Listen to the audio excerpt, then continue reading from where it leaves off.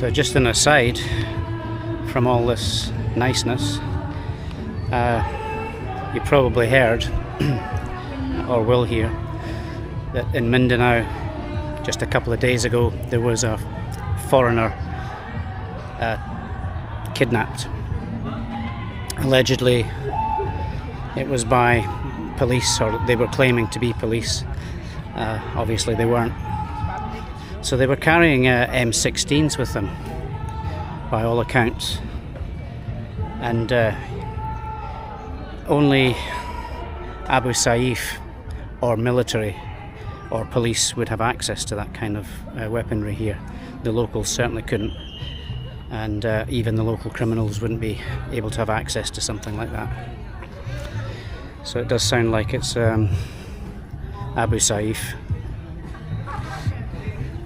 So apparently the guy had been living there about a year and a half, down in the Zamboanga Peninsula, which is a no-go area really. It's always been a no-go area.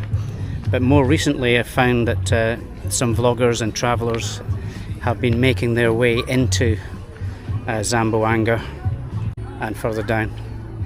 And just because things have kind of quietened off a little bit over the last few years, since the uprising in Marawi that was squashed by the President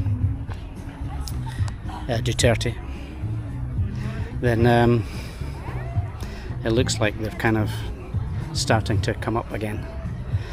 So personally what I do is, when it comes to Mindanao, I'll draw a line from north to south, so from Cagayan de Oro south down to General Santos, and to the right of that line is more and more increasingly safe as you go to the right of it, and as you go to the left of that line it becomes more and more increasingly less safe. And that's just the way that I would deal with it. Why take a risk, right? There's so much to see in the whole of the Philippines. There's no more to be seen down there than you can see everywhere else. So why take the risk and go?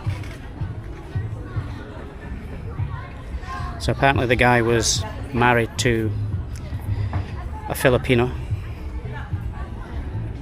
and she was a Muslim.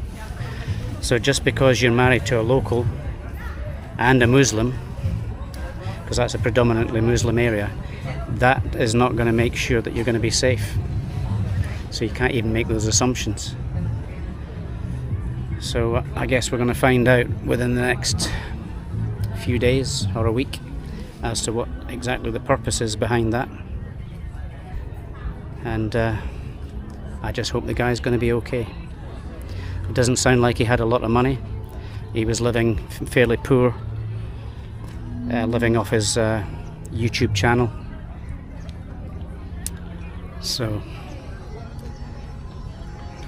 if they're looking for some kind of a big payout, I don't think they're going to get it.